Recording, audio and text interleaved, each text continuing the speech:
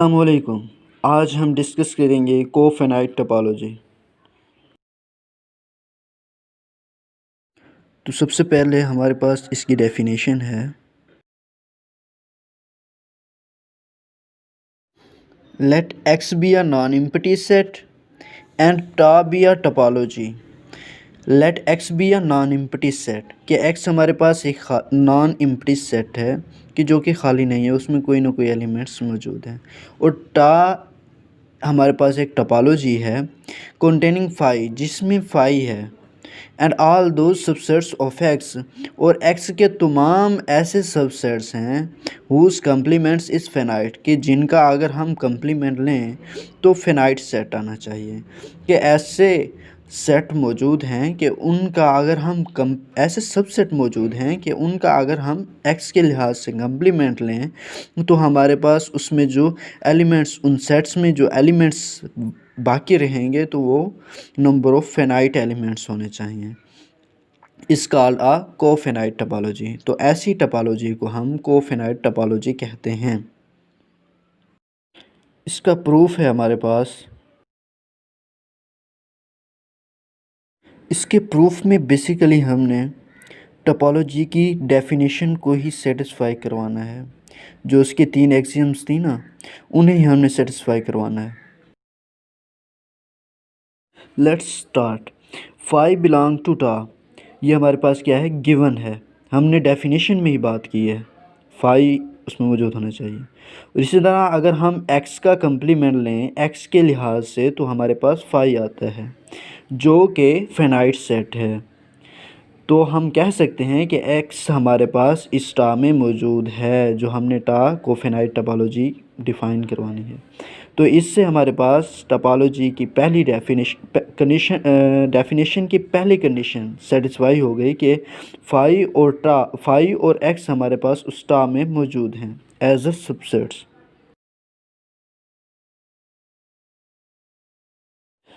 Let gamma is equal to f1, f2, f3 up to so on fn be the collection of elements of tau.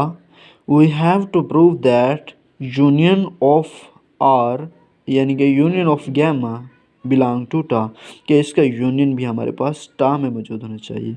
ये हमारे पास topology की definition में second condition थी कि कोई भी एलिमेंट लें टा के तो उनका यूनियन भी टा में मौजूद होना चाहिए। तो आइए इसे प्रूव करते हैं।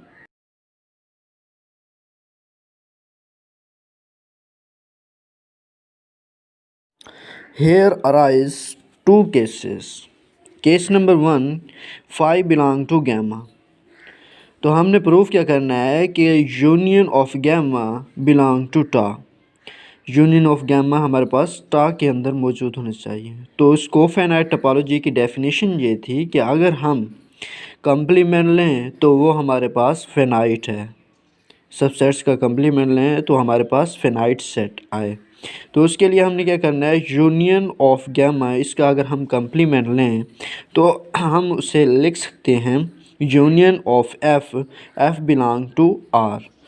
इसका होल का complement is equal to intersection of F complement where F belong to gamma by De Morgan's law. Now here for each f belong to gamma is subset of tau. तो इससे हमारे पास हमें यह पता चला कि हमारे पास जो f कम्प्लीमेंट है इस फेनाइट है। इसी तरह अगर f कम्प्लीमेंट फेनाइट है तो उसका इंटरसेक्शन भी फेनाइट होगा। तो हम कह सकते हैं union of f complement is finite. तो union of f complement is equal to union of r complement, so that's why it is also finite. So we have union of gamma belong to tau.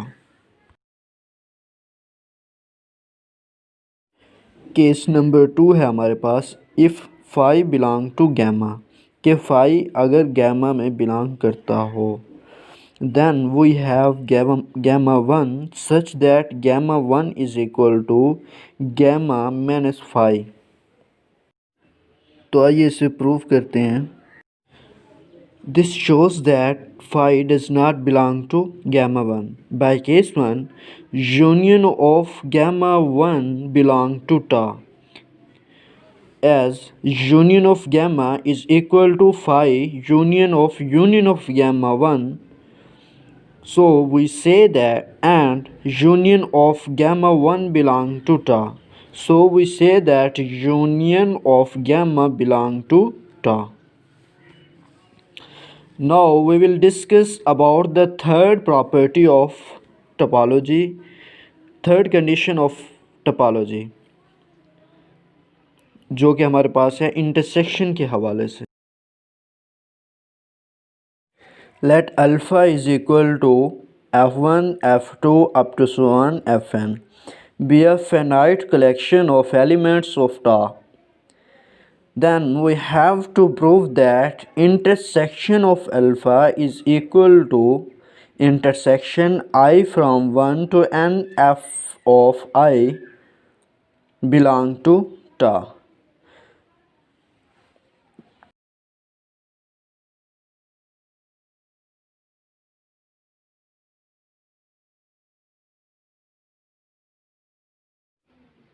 So here arise two cases. Case number 1 है हमारे पास.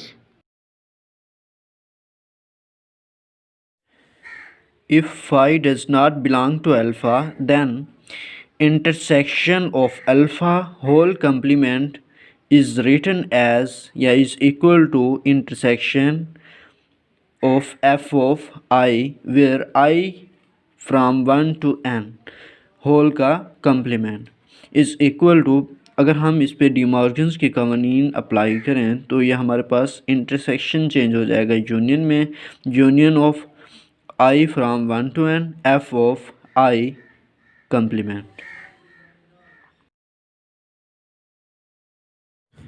As fi complement is finite, then union of finite set, we know that union of finite sets is also finite.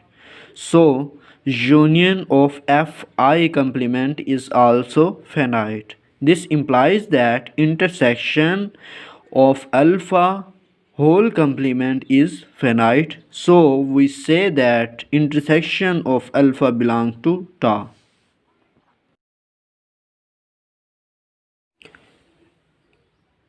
Case 2 है हमारे पास.